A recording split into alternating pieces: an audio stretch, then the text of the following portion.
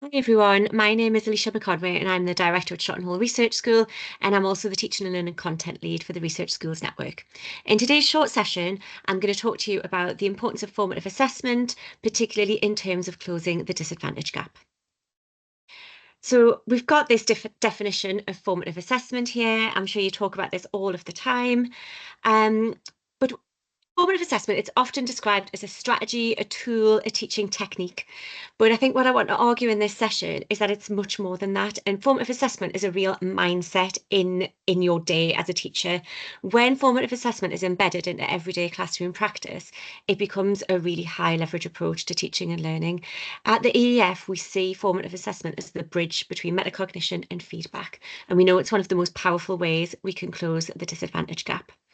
So we know that formative assessment is about gathering evidence of learning in real time and using it to inform our teaching.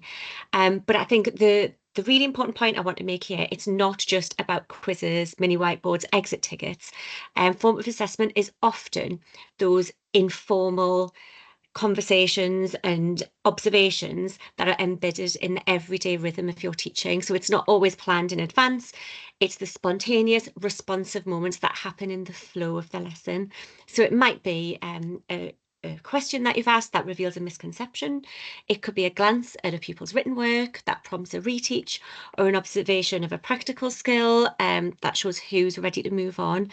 So these interactions are often quiet, quick, unceremonious, but they're really, really powerful. They give teachers that real-time insight into people thinking, and they allow for immediate adaptive responses.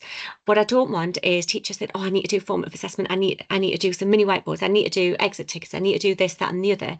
Actually, it's those really powerful conversations and observations that are going on throughout the lesson.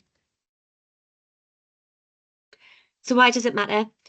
We know that formative assessment really supports metacognition, self-regulation, really helps pupils to monitor and regulate their own learning.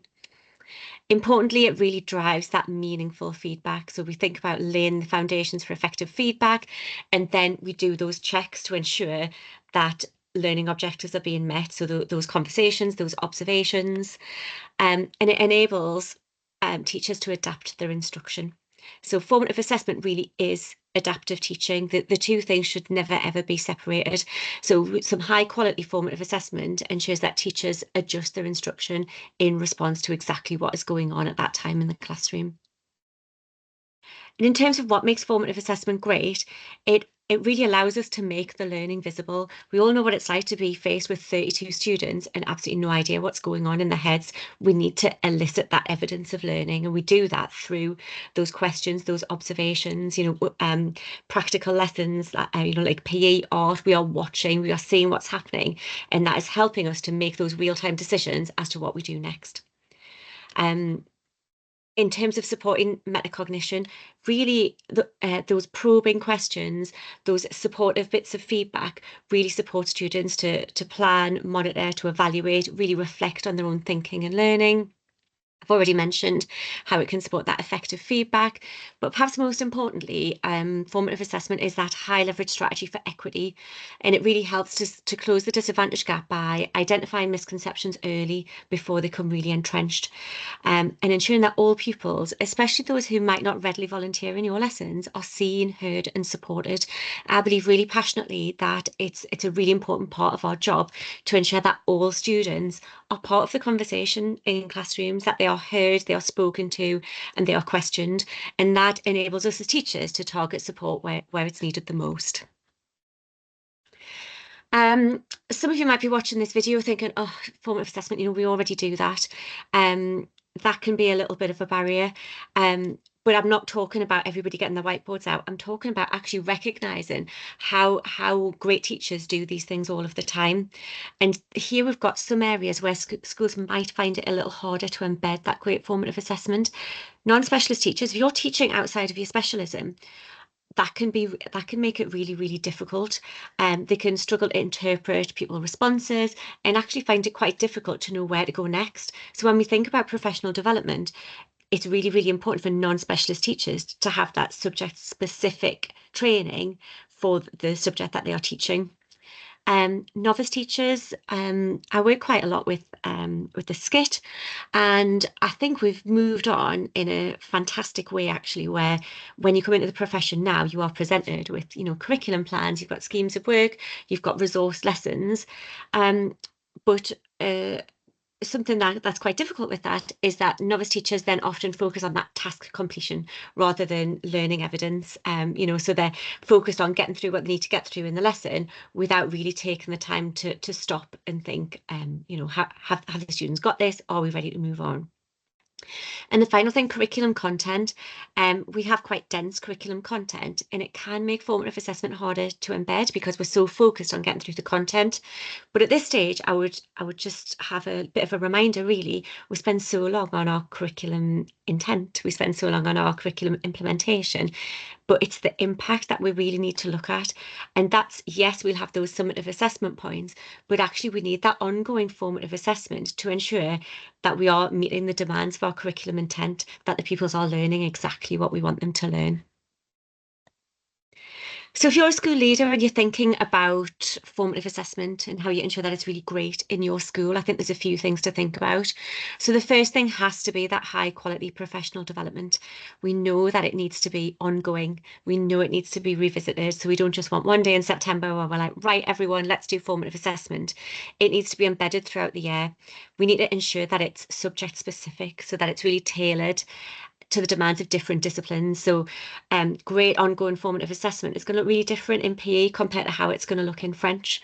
And that should be celebrated. It's not a case of going into a PE lesson, everyone needs to use a whiteboard. Actually, just show me that you've got this skill. We need to make sure that it's revisited over time, of course, and we need to make sure it's collaborative. And I would always liken this to a gym membership. You are more likely to go to the gym if you are going with someone else. You are more likely to embed formative assessment if you're all doing it together as a team. In terms of that strategic implementation, I think the first thing we need to think about is not just that we already do formative assessment, because I'm sure we talk about it all the time in schools. That big question has to be not just do you do it, but actually how well do you do it? And the key question is really about the quality and the impact. We can use using tools like video reflection and using tools like modeling, and actually being really clear to staff, it's not about add-ons, it's not a tick list of things that you do. It's those everyday conversations, the little checks, the look in the book, the demonstration of a practical task. That is formative assessment. And it's how we react to it that's important. We are gathering data all the time in lessons, and we're using that data to think about where we go next. We're not just ploughing through lots of different lesson activities. I think it's so important that we don't separate formative assessment from adaptive teaching, because actually adaptive teaching is formative assessment. Formative assessment covers those checks for understanding, the eliciting, the proof, the evidence of learning, and it's those decisions that we then make once we have that evidence. It's not a separate thing. We can't focus on formative assessment this year and adaptive teaching next year. You can't have one without the other. And I think your job as a leader is to support staff in recognising how that formative assessment informs those real-time instructional decisions, and it supports you as a teacher to adapt your teaching accordingly. So I hope you found that helpful. It's something we could talk about for a really long time, but that's just a short video. If you are really interested, there's some further reading there. So we've got some EEF guidance reports, but there's also two papers there. The one by Ruth Primo there, Informal Formative Assessment. That's a really interesting read, really talking about how it's that unceremonious, and they use the phrase where teachers do things on the fly. And I think that's a really important part of teaching. It's not just about those structured tasks and, taking through the activities you do in a lesson, but actually one answer to a question can really mean that you have to completely divert your lesson. And the second piece really talks about formative assessment being that two-way process, feedback being a two-way process, and everything we do in classrooms is sort of a reciprocal action. So you might find those interesting. Okay, so thank you for your time, and I will end here.